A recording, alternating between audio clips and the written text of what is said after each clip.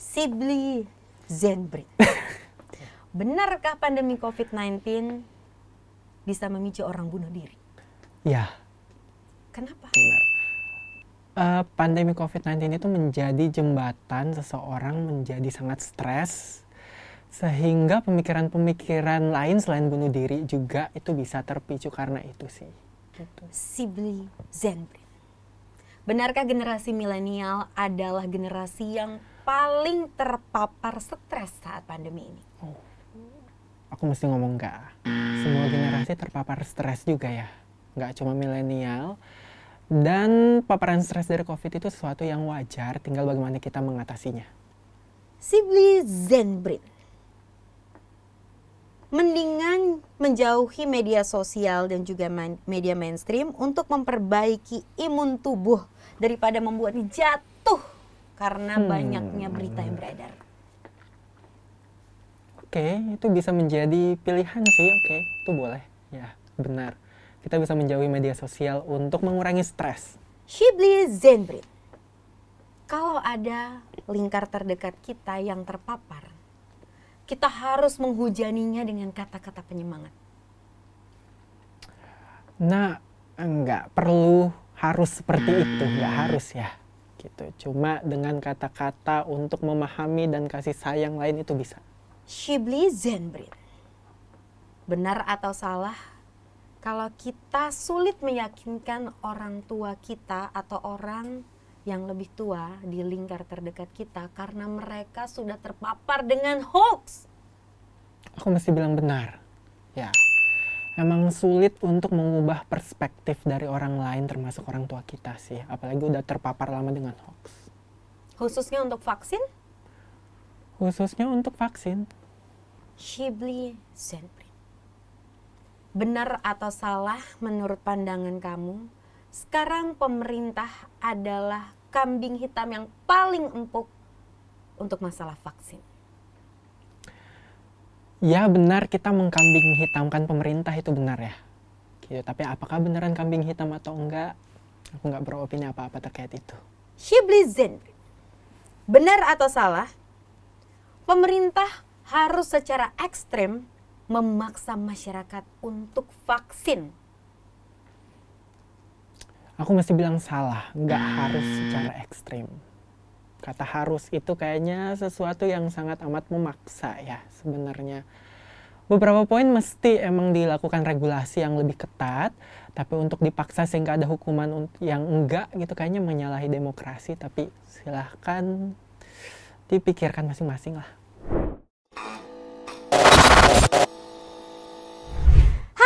People, back with me Angie Ang dalam Pocil, ngepodcast sambil ngecil. Aduh, kali ini kita akan ngobrolin hal yang kayaknya tuh lekat banget sama kita, yaitu apa yang kita rasakan, kita alami, kita keluhkan saat pandemi COVID-19 tidak kunjung usai. Anyway, sebelumnya Angie mengucapin dulu terima kasih sekali lagi kepada Spacebar Audio Production yang ada di daerah Jakarta Selatan. Nanti kamu bisa ngeliat. Pokoknya nih kerjaan editornya, nih ngasih tulisan di sini, Angie mah cuma ngomong doang. Nah, di podcast kali ini kita mendatangkan seorang yang memiliki banyak cerita-cerita dari, kita bisa bilang pasien, karena dia adalah seorang psikolog.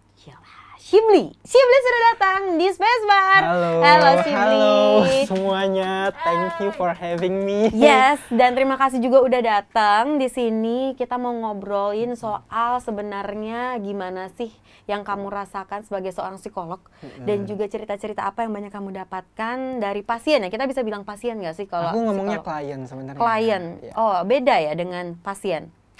Ya, penyebutan aja sih. Penyebutan aja, Sebenarnya, oke. Di saat pandemi COVID-19 gitu ya. Kamu di sini berarti udah berapa lama untuk praktek? Aku praktek udah hampir 2 tahun ya sebenarnya. Hampir 2 tahun setelah lulus? 2 tahun setelah lulus langsung praktek, dan pas 3 bulan praktek offline langsung diterpa pandemi. Jadi serius? 80% aku tuh online sebenarnya. Oh, ya. Maksudnya sekarang online itu sekarang semua konsultasinya via Zoom gitu? Yes. Zoom, Google Meet, via online lah ya, chat, telepon, dan lain sebagainya. Kita menggunakan media digital lah untuk konsultasi sekarang banyakan gitu. Nah, sekarang ini yang tadi aku udah sebutkan bahwa pandemi COVID-19 kan belum selesai-selesai. Kamu 3 bulan lulus, terus langsung ditempa pandemi. Pasti tidak menyangka sebagai seorang psikolog, apa sih sebenarnya yang kamu pikirkan saat praktek itu yang pertama kali kamu pikirin, gue bakal ngadepin masalah A, B, C, D nih. Awalnya kamu mikir apa sebelum pandemi? Nggak bakal online consultation sama sekali sebenarnya. Oke, pertama medianya ya. Iya. Terus problemnya ya, maksudnya saya pribadi udah mempersiapkan problem yang udah dipelajari dan tidak ada yang terkait pandemi gitu ya, terkait PPKM, terkait lockdown dan lain sebagainya. Cuma ternyata ada beberapa kliennya juga yang punya masalah karena lockdown, karena PPKM gitu, walaupun nggak banyak ya, tapi karena itu jadi makin stres gitu. Dan ternyata penanganannya agak lebih harus fleksibel nih, harus lebih kreatif nih kita nih sebagai psikolog untuk memberikan penanganan sebenarnya jadinya. Sebelum masuk ke PPKM dan juga COVID-19 segala macam, yang kamu persiapkan ini adalah klien yang datang dengan masalah apa sih kalau boleh tahu? Luas banget ya. Oke. Gimana kalau gue bilang pasti stres kerjaan, itu pasti ya kan, itu pasti stres kerjaan. Terus masalah konflik rumah tangga, percintaan gitu-gitu, ya kan, banyak banget. Ini muda-mudi zaman sekarang gitu berantem sama pacar, aku mau ke psikolog aja, aku nggak kuat gitu-gitu, ya nggak sih? Terus habis itu apalagi sih masalah kehidupan itu? Depresi mungkin ya, kecemasan tertentu, sulit untuk bersosialisasi, insecure, overthinking, ada nih sekarang juga quarter life crisis, kalau di orang tua kita midlife crisis mungkin, ada masalah toxic. Sekarang berarti orang semuanya bergeser rata-rata datang ke lo untuk apa? Untuk menceritakan mengenai permasalahan dampak COVID-19 di hidupnya atau biasa aja? Karena situasi jadi itu mempengaruhi masalah yang udah ada semakin besar. Tapi sebenarnya kalau saya pribadi ya, saya nggak tahu kalau psikolog lain gimana. Cuma saya pribadi tuh jarang banget ada yang mengeluhkan PPKM, mengeluhkan COVID gitu. Jarang ada yang mengeluhkan itu. Tapi yang dikeluhkan karena COVID, jadi saya tuh hubungannya sama orang tua jadi seperti ini. Karena PPKM saya harus di rumah lama-lama. Jadi saya tuh malas banget kalau di rumah lama-lama, ternyata saya stres. Ternyata saya harus work from home. Ternyata harus school from home. Jadi itu menambah stres sebenarnya. Jadi karena PPKM dan COVID dan situasi kita itu menjadi mediator atau jembatan sehingga stresnya itu semakin berkembang gitu. Oh, jadinya tuh di luar dari permasalahan kecemasan terhadap COVID pastilah ya. Itu pasti ada dong, pasti ada. Kalau gue sendiri untuk kecemasan terhadap COVID nih ya, sharing sedikit, adalah mengenai vaksin. To be honest. Tapi bukan gue, keluarga gue. Jadinya tuh kalau di yang gue baca-baca ya, ini mungkin gue bukan orang yang berkompetensi untuk ngobrolin secara spesifik gitu. Cuman kalau dari yang gue baca, sharing sama teman gitu kan, ada komorbid di badan kita yang bisa memicu apa gitu ya kan. Gue kurang paham, mungkin kalau ada in people yang paham bisa bantu komentar. Jadinya itu keluarga gue, orang tua gue khususnya, yang tinggal di luar kota, itu tuh takut bahkan jangan sampai vaksin deh, takut untuk PCR. Kita sebagai anak, sebagai generasi milenial, itu kan kayak, Mom, Dad, please do that thing gitu. Iya nggak sih? Karena itu adalah salah satu cara untuk mendeteksi dini. Sementara keluarga gue, kalau gue boleh sharing sama lo, itu nyokap gue tuh parnoan. Memang beliau ini ada memiliki penyakit tertentu, komorbidnya ABCD, jadinya semakin parno saat harus melakukan PCR, apalagi vaksin. Kaitannya adalah berita-berita yang beliau baca bukan dari rilis resmi pemerintah. Sering banget. Nah, gitu kan, ini orang tua nih. Jadinya gue sebagai anak, gue stres sendiri dong. Gimana meyakinkan orang tua gue untuk mau vaksin? Bahkan PCR aja nggak mau. Sekarang gini, kalau kita meriang wajar nggak sih? Nggak selalu meriang itu adalah COVID, ya nggak? Ya kan? Cuman dengan keparnoan orang tua gue, beliau merasa kayak kalau meriang dikit, aduh jangan-jangan ini corona. Kita juga jadi takut kan? Ayo PCR, nggak mau. Kayak gitu. Tapi mau vaksin, cuman kan di tempat gue belum dapet tuh karena beberapa hal, jadinya belum dapat giliran vaksin kalau orang tua gue. Nah, menurut lo, gue sebagai anak harus ngapain untuk meyakinkan orang tua gue? Sulit banget gue. Pak, keparnoan orang tua yang nggak bisa kita hindari gitu. Menurut lo gimana? Jangan kamu ya, aku sebagai psikolog, orang tua aku juga kurang lebih sama nih kayaknya tipenya, iya. Jadi kalau aku pribadi tuh Ini kita ganti-ganti nih, aku, gue, nggak apa-apa Nggak lah ya. apa-apa, aku, gue, kamu, kita. Aduh, jadi Oke. pusing, terserah. Jadi kalau gue pribadi tuh orang tuanya termasuk yang Sibli hati-hati kalau mau vaksin. Kalau bisa nggak usah vaksin. Coba cari di dokter kalau misalnya kamu tuh ada masalah ini. Coba cari surat kalau misalnya harus bebas vaksin dan lain sebagainya gitu misalnya. Well, gue berada pada titik kayaknya emang ada batasannya nih antara kita sama orang lain, bahkan itu orang tua atau pacar kita, bahkan kenalan kita sendiri gitu. Batasannya adalah yang pertama yang mesti kita ketahui, kita nggak bisa ya mengubah secara langsung. Kita bisa berusaha, tapi kita nggak bisa berekspektasi untuk itu langsung berubah. Perspektifnya, keinginannya, kemauannya, itu nggak bisa kita mengekspektasikan 100% berubah sebenarnya. Well. Satu itu, biar apa? Biar kita juga nggak stres. Ya karena dampaknya balik ke kita. Karena dampaknya juga balik ke kita. Iya. Semakin kita menuntut diri kita kalau orang lain harus berubah, semakin kita ikut stres. Padahal kita stresornya udah banyak nih yang lain yang mesti kita tanggung. Gitu. Jadi satu itu sebenarnya prinsipnya. Yang kedua, silakan dikomunikasikan, namanya komunikasi asertif ya. iMessage gitu. Jadi saya merasa kalau saya nggak vaksin, saya bakal seperti ini, sehingga saya kayaknya mau vaksin nih. Saya merasa kayaknya papa atau mama kalau nggak percaya vaksin, kayaknya itu menyalahi aturan pemerintah misalnya. Atau itu nggak sesuai, saya merasa itu nggak sesuai. Tapi bukan, kita nggak ngomong kayak papa mama salah nih. Itu menyerang ya. Jadinya tuh perdebatan, dan perdebatan hasilnya bukan kesimpulan. Ya. Ketika kita ngomong asertif, saya merasa papa mama mungkin tidak mengikuti sains yang ada, penjelasan dari dokter, penjelasan dari ahli gitu loh. Itu komunikasi asertif, beda ya. Bahasa cinta ya, bahasa Bahasanya, cinta anak ya, dan betul, orang tua. Betul. Oke, selain Gitu. itu? Terus mungkin kita bisa menggunakan orang ketiga gitu, entah itu profesional kah, atau orang yang mungkin dipercaya sama orang tua kita gitu, yang juga mengikuti vaksin atau peraturan pemerintah terkait COVID gitu ya. Kita bisa menggunakan orang ketiga juga sebenarnya. Anyway, ini bukan hanya vaksin doang, tapi apapun yang sekarang lagi kita lakukan gitu ya. PCR kayak tadi orang tua gue misalnya dan lain-lain. Nah, tapi ternyata orang tua gue tidak sendirian. Banyak orang tua di luar sana. Dari kita bisa bilang kita sebaya dong semuanya di sini, generasi milenial ini, karena kita adalah anak dari setiap orang tua gitu ya kan. Betul. Di berapapun usianya. Tapi nggak semua orang tua juga ya, maksudnya. Dan banyak juga milenial dan teman-teman seangkatan kita nih yang juga sebenarnya agak tidak mempercayai, agak sulit, tidak mempercayai juga. Well, aku menghargai ya keputusan setiap orang gitu. Tapi yang aku nggak hargai adalah ketika kepercayaan kita itu membuat orang lain kena dampak merugikannya gitu sebenarnya. Oke, setuju banget sama lo. Sekarang kita cheers. Cheers. Dan sekarang ini generasi milenial kita tuh nggak bisa ya kali ya. Nggak tahu menurut lo gimana sih generasi milenial ini, kan bukan, kalau menurut gue tidak terpaku sama umur, tapi sama jiwa, sama pergaulan, sosialisasi. Bener nggak sih? Good, ya. Ya nggak sih, bukan umur. Jadi bukan yang lahir tahun segini, bukan itu. Ya, betul. Nah, sekarang untuk generasi milenial di mata gue, ini nih kayak mereka adalah generasi yang paling bisa untuk membuat perubahan untuk masa sekarang.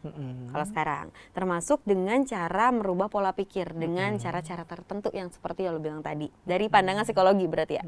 Nah, lalu apa yang harus kita lakukan nih? Ring satu kita pasti keluarga, ya kan? Apa yang harus kita lakukan untuk memberikan bahasa-bahasa cinta ini, dan apa yang tidak boleh kita lakukan? Tadi udah lo sebut bahwa yang tidak boleh dilakukan adalah memaksa. Lalu habis itu menggunakan bahasa cinta. Apakah hanya dua ini atau mungkin ada banyak lagi cara lainnya? Prinsipnya sih ya sebenarnya. Cuma aku mesti ngomongin juga kalau misalnya selain generasi milenial, betul beberapa teori sebenarnya mengatakan kalau itu dibedakan berdasarkan usia. Cuma ternyata pas kita lihat berbagai teori itu usianya bisa beda-beda gitu sebenarnya ya. Tergantung jurnal mana yang lo baca. Betul, gitu ya kan? Tergantung jurnal mana dan teori dari mana gitu sebenarnya. Dan tidak cuma generasi milenial ya, cuma Gen Z juga atau generasi boomer juga, dan siapapun yang menonton ini, kita semua pemegang tonggak gitu ya sebenarnya. Cuma mungkin sekarang yang sangat lebih aktif mungkin milenial nih gitu, atau orang yang berada di rentang antara usia 20 sampai 35 gitu kan, kita bisa mengatakan seperti itu. Apa yang mesti dilakukan untuk ring satu kita lebih baik? Prinsipnya emang seperti itu ya. Prinsipnya adalah coba untuk evaluasi. Prinsip lainnya, maaf. Nggak usah Prinsip marah-marah lainnya, dong. oke. Santai dong. Prinsip Kenapa lainnya. nanya prinsip marah-marah? Oh iya, Nggak, selalu nggak. gitu ya. Ini nggak ngegas, Oke. tenang. Terus gimana? Prinsip lainnya adalah coba untuk evaluasi niat kita. Jangan sampai diselubungi sama ketakutan. Maksudnya gimana? Gitu, jangan sampai kita melakukan sesuatu itu dasarnya karena kita takut. Karena beda tuh jadinya. Contohnya saya pengen ngomong ke orang tua ya karena saya takut orang tua saya kena COVID. Normal. Ya, tapi ketika ketakutan itu menyelubungi kita, emang kita melakukan sesuatu karena takut terus, itu menjadi masalah juga buat kita gitu sebenarnya. Tapi coba diubah aja gitu loh mindsetnya. Kalau oke, saya melakukan sesuatu mungkin ya karena saya takut orang tua saya kena COVID. Kenapa sih kita takut? Karena saya sebenarnya sayang sama orang tua saya. Karena saya pengen orang tua saya sehat.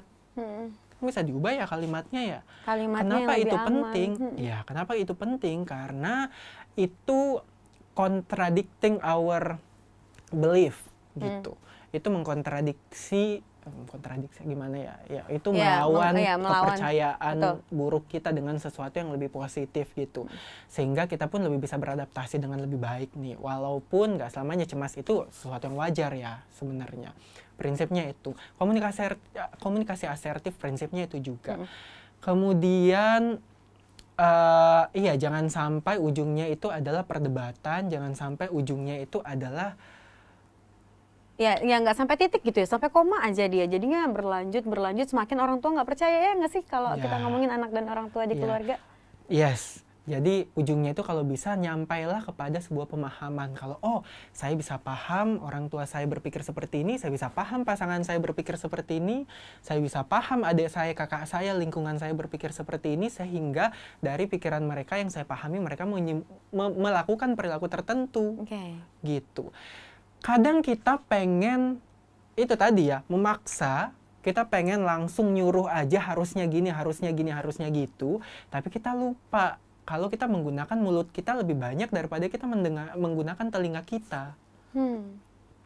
Kita kadang lupa cari tahu kenapa sih perilakunya bisa ngelawan COVID banget, bukan ngelawan Sebabnya COVID. apa Sebabnya gitu, apa ya? akarnya dari mana gitu ya. Waktu itu juga ada, main Twitter nggak? Main Twitter waktu itu ada thread juga tuh yang rame banget. Lupa deh nama akunnya siapa. People kalau tahu tentang thread ini boleh tolong komen-komen juga di sini. Jadinya tuh dia ini memberikan capturean di grup keluarga gitu. Jadi si anak ini, taruhlah si A, memberikan capturean di grup keluarganya yang bilang bahwa aku udah nggak tahu lagi bagaimana nyuruh bapak, ibu, dan kakak-kakaknya ini untuk vaksin. Katanya kayak gitu. Pernah lihat nggak thread ini? Jadinya sekarang adalah tugas aku untuk meyakinkan. Ini di grup keluarga nih, berani banget nih ya kan. Jadi dia ngasih data-data kalau vaksin gimana, nggak vaksin gimana, dan segala macam. Dan ini kayaknya cocok banget sama yang lo ngomongin tadi, komunikasi asertif ya namanya ya. Di akhir itu dari sekian panjang chatnya dia, jadi di akhir tuh dia bilang kayak gini. Intinya dia bilang bapak dan ibu sudah menyekolahkan aku di sekolah IPA terbaik misalnya kayak gitu, atau di kampus terbaik. Dan sekarang adalah tugas aku untuk membuktikan aku belajar dengan benar. Makanya aku memohon agar bapak ibu mengerti ini adalah pemahaman yang dapat saya berikan hasil dari jerih payah aku berkuliah atau bersekolah di tempat yang bapak dan ibu pilihkan untuk aku dulu. Wow. That's next level. Assertiveness. Dan tahu nggak? Jadi kan itu kan ternyata panjang tuh, ternyata viral tuh, lupa banget namanya siapa, nanti deh coba dicari ya. Dan habis itu udah selesai threadnya nih, dia bisa nge-reply lagi kan, kayak gitu. Alhamdulillahnya orang tuanya mau divaksin habis itu, habis dari penjelasan itukah yang dimaksud dengan komunikasi asertif? Kita udah mencoba nih, akhirnya dengan bahasa cinta yang seperti itu tuh luluh gitu, walaupun mungkin waktu itu kalau nggak salah inget, nggak langsung, berproses dulu. Iyalah, ada prosesnya gitu, tapi kayak itu the next level of communication, right? Iya. Itu kayak bacanya kayak gemes banget gitu.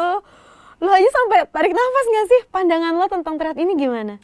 Itu tips yang bisa digunakan juga mungkin ya.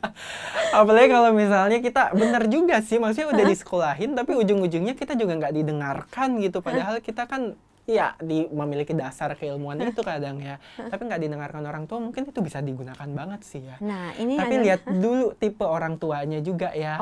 Mungkin okay. tipe orang tuanya atau hubungan kalian seperti apa. Mungkin ini cocok kalau tipe orang tuanya emang sosok yang apa ya, yang masih agak terbuka dan sangat emang selama ini dia bertanggung jawab. Dia emang sosok yang orang tua yang apa, dia selalu memberikan anaknya gitu. Komunikasi Sehingga, dua arah kali ya? ya, memberikan material mungkin atau bentuk apapun gitu, sehingga mungkin aku nggak tahu ya gimana, aku nggak melakukan pemeriksaan, cuma prediksi aku mungkin orang tuanya jadi, oh iya saya udah memberikan segini banyak, kenapa sia-sia ya, ternyata anak saya bisa nih tahu nih, sehingga paling nggak saya berusaha lah, jadi apa yang saya berikan juga ada manfaatnya gitu buat saya gitu. Harusnya sih seperti itu mungkin ya, saya nggak tahu, saya nggak memeriksa orang tuanya, tapi ya mesti dilihat juga karena ada satu kasus orang tuanya itu jadi, ini klien saya pribadi, dia menuliskan kalau iya saya udah kerja keras seperti ini, saya udah berterima kasih kepada papa mama bla bla bla. Malah orang tuanya ngomong, oh udah berani kamu ya kurang ajar sama mama papa ngomong panjang-panjang kayak gitu. Serius? Sih, jadi mesti hati-hati juga ya. Maksudnya ini bonus-bonusan juga sih kalau kita dapat. Ih, ya ampun. Jadi sebenarnya yang boleh dan nggak boleh tuh apa sih yang kita harus lakukan sebagai orang yang melek digital, melek literasi gitu ya kan, melek politik gitu. Apa yang boleh dan tidak boleh yang keluar dari mulut kita atau yang terketik oleh jempol kita untuk orang-orang terdekat, tidak hanya keluarga. Apa aja? Dipertimbangkan seberapa kenal kita sama orang terdekat dan coba diprediksi konsekuensinya. Kalau kita udah ngomongin kayak gini, kira-kira konsekuensi apa yang muncul? Bu, ini bukan masalah boleh atau nggak boleh ya, tapi berani atau enggaknya kita menerima konsekuensi sebenarnya. Kalau misalnya kita udah ngomongin kayak gini, oke, saya berani. Konsekuensinya apa sih? Mungkin saya bakal dikata-katain kali sama pasangan sama orang tua saya. Tapi saya udah siap lah kalau dikatain. Yang penting saya udah melakukan yang benar. Paling nggak menurut saya dan menurut orang-orang yang ahli gitu misalnya. Saya udah melakukan itu, ya udah.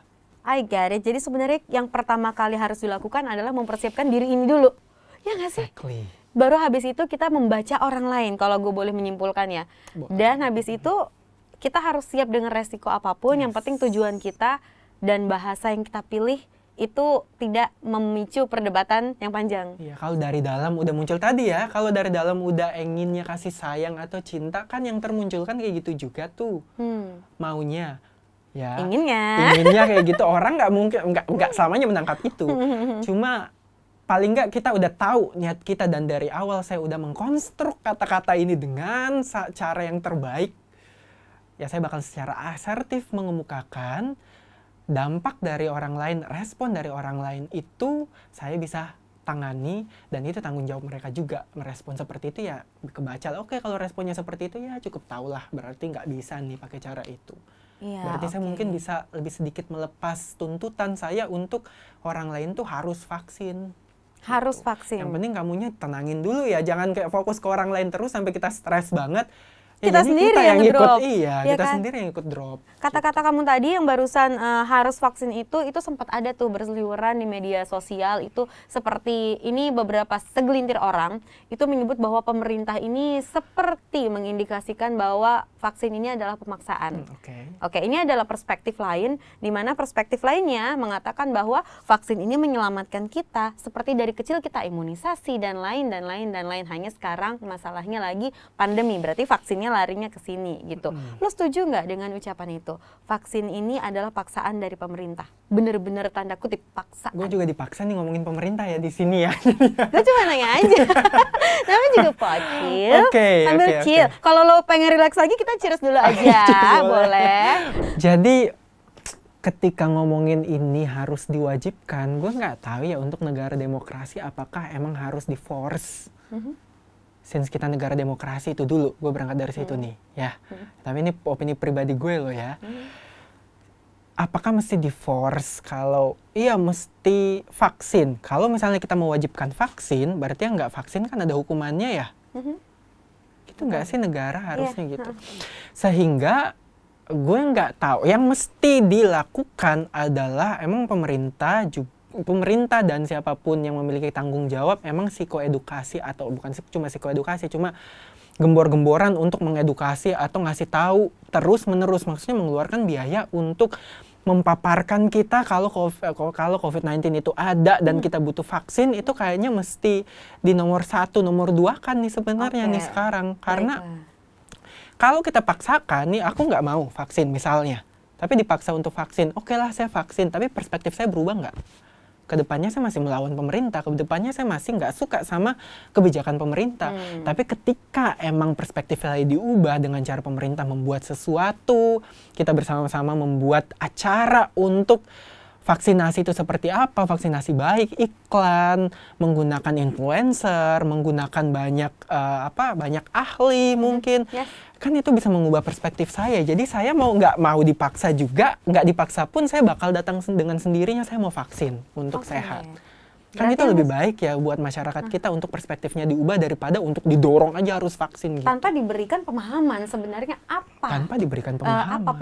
Keuntungan dari vaksin ini. Tapi kalau gue lihat-lihat misalnya, ini misalkan dari Kemenkes ini kayaknya udah bukan mengikuti ya, udah melakukan apa yang barusan lo bilang gitu. Jadinya misalkan di media sosial gitu ya kan. Dari Kemenkes sendiri itu kan sekarang anak-anak juga divaksin ya dari umur 12 tahun gitu itu. Terus habis itu lansia mana yang bisa divaksin mana yang enggak, karena katanya awal-awal tuh dulu sempat ada heboh tuh kalau lansia nanti malah amit-amit gitu ya kan, malah makin parah gitu kan, dan komorbid ABCD gitu. Tapi mereka udah mulai buat postingan seperti ikut memberikan pemahaman kayak gini nih, Oma dan Opa kalau masih bisa naik 10 anak tangga berarti bisa divaksin kayak gitu-gitu, diberikan pemahaman pelan-pelan gitu. Terus habis itu buat Oma dan Opa yang masih kuat dan sehat, vaksinasi ini cocok banget untuk meningkatkan imunitas. Nah, gitu-gitu. Jadinya ini kan bukan kayak lo harus, tapi ada nih tujuannya, gitu ya kan? Terus habis itu syarat-syaratnya dibuat lebih light. Bukan yang kayak lo harus kayak gitu, tapi kayak nih, kalau kayak gini akan begini loh. Akan lebih enak terdengar nggak sih? Bener. Karena yang dari tadi lo sampaikan adalah dari sisi psikologi. Kita nggak mungkin menyeleweng jauh lo sebagai pemerhati pemerintah gitu atau pengkritik pemerintah, jauh banget kita larinya nih ya kan Pak. Hanya dari sisi psikologinya aja. Dan apakah dengan bukan gebrakan sih sebenarnya, dengan tingkah dari salah satu contoh postingan dari akun Kemenkes ini udah oke? Udah oke. Pertanyaannya adalah udah terpapar belum nih orang tua kita dengan postingan ini kan gitu ya. Tugas kita dong untuk menyampaikan. Tugas kita emang. Iya, ya kan? Jadi pemerintah bisa aja bikin, siapapun bisa aja bikin di Instagramnya, di website dan lain sebagainya. Kan pertanyaannya yang buka website sama Instagram emang orang tua. Emang kakek nenek kita membuka itu kan enggak ya? Harus ada orang yang ngebawa ke orang tua kita nih, orang nenek kakek kita kalau kita ngomongin nenek kakek ya. Gitu. Jadi pertanyaan kan itu, disampaikan nggak? Ada yang menyampaikan nggak? Untuk lo sendiri sebagai seorang psikolog yang sekarang online, enak gak? Awalnya enggak ya. Nih kita ngomong nih, kita lagi lihat-lihatan. Kalau gue sendiri misalnya nih, gue lagi terapi, gue lagi psikoterapi. Mungkin gue akan kayak mainin kuku atau apa, cemas gue lagi kumat. Saat gue misalkan konsul sama lo, bisa aja lo nggak lihat nih. Bisa banget. Ya kan? Gue cuma segini, medium close up segini. Lo sebagai seorang psikolog mengalami kendala nggak sih untuk melihat symptoms apa dari klien lo? Iya, sebenarnya. Iya, sangat mengalami kendala. Karena gue dalam melakukan diagnosis aja itu butuh, kalaupun ketemu aja gue butuh waktu 1, 2, 3 pertemuan untuk diagnosis. Oh, ini orang mungkin mengalami depresi. Oh, ini orang mengalami gangguan cemas gitu, yang udah gangguan klinis ya gitu untuk diagnosis. Tapi kalau online kan gue nggak ada data observasi kadang ya. Maksudnya datanya semuanya itu maksudnya yang terlihat benar-benar. Iya, maksudnya ketika misalnya lo ngomong, gue kan ya ngomongannya sedih, tapi gue nggak bisa ngelihat ekspresinya beneran sedih atau enggak, atau seperti apa kan, gesturnya seperti apa gitu kan. Itu data juga buat gue untuk bisa meyakinkan gue menyimpulkan kepribadian atau diagnosis itu, gue pakai itu juga. Jadi agak terhambat. Cuma itu tadi gue bilang, karena gue cuma 3 bulan nih offline. Jadi lo terbiasa ya? Ya jadi udah terbiasa. Sebenarnya sekarang tuh ya udahlah, ada kekurangan, it's okay. Yang penting gue tetap melakukan treatment dan melakukan terapi kalau butuh dan melakukan penanganan gitu sesuai dengan batasan-batasan online itu, it's okay. Sekarang udah ya udahlah, enak juga ya bangun tidur cuma siap-siap 15 menit langsung kan. Yang mana yang lebih lo sukai? Karena seperti lo dilahirkan untuk psikolog, untuk menghadapi permasalahan saat corona gitu, 3 bulan doang, kayak magang, kayak anak gue tuh magang. Itu aja nggak sampai 3 bulan dia. Lo gimana? Gue awalnya ngerasa emang sangat struggle online ya. Cuma balik lagi, ya namanya manusia kan beradaptasi ya semuanya ya. Kita beradaptasi, sehingga gue udah nyaman nih sekarang. Dan gue itu adalah tipe orang yang percaya bahwa stres itu dialami oleh semua lapisan masyarakat. Semua umur, semua profesi. Semua orang ya kan? lah Semua ya. orang, ya udah. Ya. Sebagai manusia, stres itu adalah hal yang wajar, ya nggak sih? Yes. Tapi kalau yang gue waktu itu pernah baca nih, jadinya tuh katanya ada stres dulu, terus frustrasi, baru habis depresi. Bener nggak sih? Iya, stres menjadi basic dari semua masalah kita emang ya. Ketika nggak ditangani. Ketika tidak ditangani, lalu menanganinya untuk kita, berarti itu kan yang level dasar nih, basic banget. Ya udah, cara basicnya bagaimana? Oke, jadi yang perlu diketahui gini ya, untuk saya memberikan tips biar lebih pas, bisa untuk langsung mengkonsultasikan aja gitu sebenarnya ke profesional gitu ya. Iya, itu yang pertama. Yang kedua, penanganan stres itu sangat amat banyak banget. Ada dibagi dua nih secara umum, penanganannya secara problem based sama emotional based nih. Kalau emotional based itu bagaimana caranya, yang penting kita melakukan sesuatu untuk bikin diri kita tenang dulu gitu. Karena meditasi. Kan salah satunya. Atau relaksasi misalnya, atau mindfulness, atau mendengarkan musik gitu. Oh, mendengarkan musik? Melakukan hobi itu jangan, kita harus selalu aware, kita tuh selalu punya hobi. Ketika hobi tersebut kayaknya kita lupa untuk lakukan, itu kita mesti sadari tuh, kayaknya kita mesti melakukan itu lagi dan dipaksa gitu sebenarnya ya untuk melakukan itu. Bersosialisasi sama orang, keep in touch with other people. Gitu, keep in touch gitu. Ini nggak termasuk, oh saya kan introvert berarti nggak juga. No, manusia butuh sosial. Introvert bukan berarti nggak butuh sosial. Pasti butuh, keep in touch. Selalu ada orang yang diajak ngobrol dan tempat kita untuk menyalurkan emosi. Kadang tuh kalau emang mau ngomong kotor lah sama orang tersebut ya, yang emang diinginkan. Karena itu gitu, iya, karena itu merilis emosi gitu. Kalau ada orang bisa menerima itu dengan baik. Amit-amit gitu, kalau misalnya waktu itu sempat ada beberapa berita gitu, karena saking stresnya mengenai dia tidak bisa menghadapi situasi ini sampai bunuh diri gitu. Itu tuh termasuk stres yang nggak bisa ditangani nggak sih awalnya? Itu biasanya pasti ya, pastinya ada stres dulu, terus kemudian naik terus ya. Ketika stres itu nggak ditanggulangi, cabangnya banyak nih, tergantung tiap orang. Ada yang lari ke kecenderungannya depresi, ada yang kecenderungannya cemas, ada yang kecenderungannya gangguan kompulsif, ada yang kecenderungannya adiksi atau habit yang tidak sehat. Tiap orang berbeda-beda ya, tapi mereka semua berhubungan lah. Ada yang kecenderungannya emang menyalahkan diri sendiri banget misalnya, atau merasa saya itu satu-satunya, masalah saya pokoknya nggak bisa diselesaikan lagi. Salah satu jalannya adalah saya mau mengakhiri hidup saya. Bukan cuma mengakhiri hidup, kadang pemikiran-pemikiran eksistensial yang saya kayaknya nggak berguna deh untuk hidup, tapi nggak mikirin bunuh diri juga, nggak gitu. Sebenarnya nggak mikirin bunuh diri juga, tapi lebih ke mikirin saya kayaknya nggak berguna deh untuk hidup. Gimana biar mau hilang gitu aja, kalau ada sihir gitu, ada abrakadabra, hilang, dia pengennya itu, tapi nggak bunuh diri juga. Jadi pikiran menghilang dari dunia itu formnya ada banyak gitu ya, nggak cuma bunuh diri atau apapun, dan ini meningkat selama pandemi sebenarnya, sadly gitu ya. Banyak faktor, kalau kita membicarain kita bakal cukup nggak nih waktunya 2 jam lagi gitu ya? Nggak cukup, nanti mendingan people yang mau konsultasi bisa langsung hubungi si Bli aja gitu ya kan, langsung gitu ya kan, untuk lebih tahu gitu. Karena kalau kita ngobrolin itu kayaknya merinding gue, ya ampun, karena banyak yang seperti itu. Mungkin kita semua yang ada di sini atau yang nonton itu juga kayaknya gue, tapi nggak boleh kita mendiagnosis diri sendiri. Jangan mendiagnosis itu depresi atau itu gangguan sebelum yang diagnosis cuma profesional ya.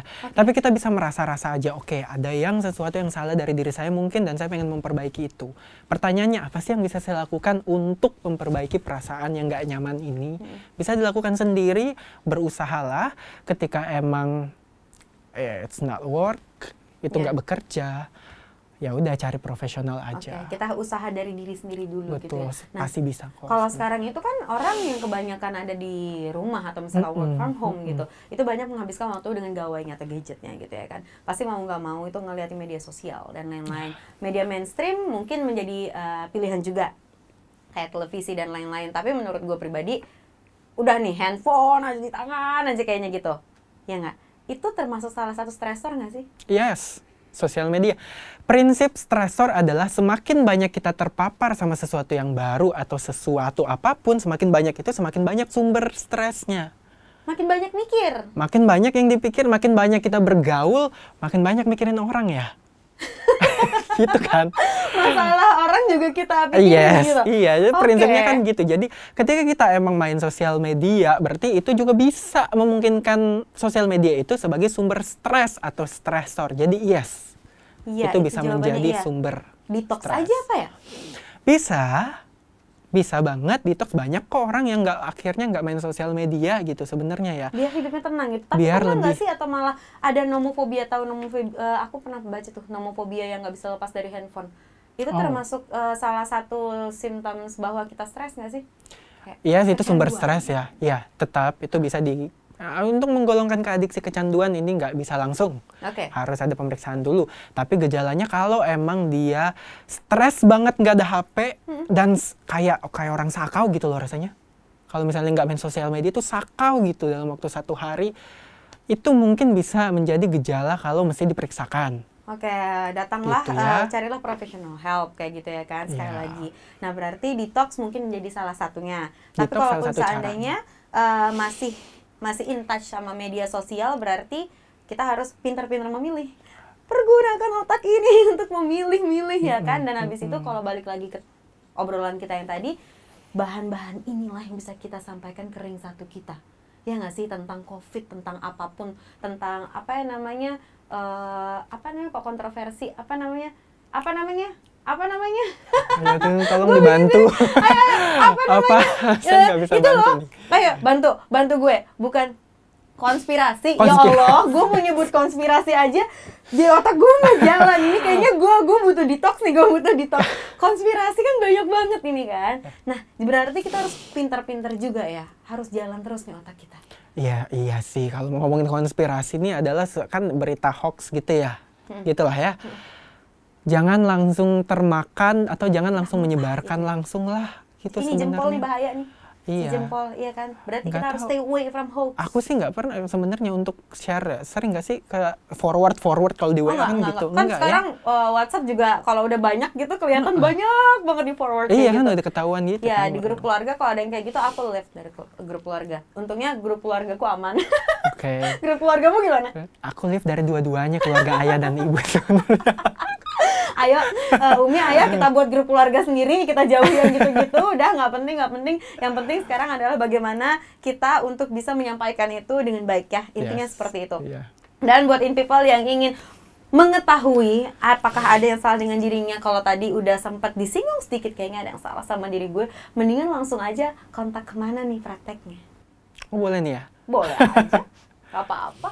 Oke. Prakteknya kemana? Mungkin kalau misalnya ini saya nggak hafal ya sebenarnya nomor admin saya seperti apa, cuma Mungkin nama Instagram lo aja. oke, nama Instagram saya bisa langsung nanya-nanya kalau misalnya ada yang mau nanya-nanya terkait obrolan saya sama Angie ini, bisa di @shiblizenbrin double B gitu ya teman-teman. Bisa langsung dimasukin Bisa, sini di bisa, sini ntar ya, ditambahin. diedit gitu. Ntar ditambahin. Oke, DM saya aja dan jangan lupa follow. Oke, sampai ketemu di Instagram. Nggak apa-apa tapi ya, buka ini ya, buka apa namanya, buka apa sih namanya kalau psikolog buka konsultasi di DM gitu sering juga. Yang nanya, ntar saya arahin ke ini sih, ke Oh, adminnya tetap. ya. Iya, Tetap kita butuh cuan, ya nggak sih? Iya dong, ya udah kalau gitu. Thank you so much si Bli yang Thank you ngobrol-ngobrolnya. so much. Aduh, kita tuh memang butuh nih pengetahuan tentang diri kita sendiri, ya kan? Jadi bukan Itu cuma bagus, tentang ya. orang lain doang. Betul. Kita harus tahu dulu nih diri kita sendiri Wow, ini seperti kesimpulan yang apa. baik. Kayak gitu. Good. Oke, terima kasih in people. Nanti kita akan ngobrol-ngobrol lagi sama si Bli melalui DM. And thank you for watching. Sampai ketemu lagi di Pocil edisi selanjutnya nge-podcast sambil ngecil. Bye. Jangan pamit. Cheers yuk. Cheers. Soal buka tuh. Oh, Mana? lewat belakang terus kita.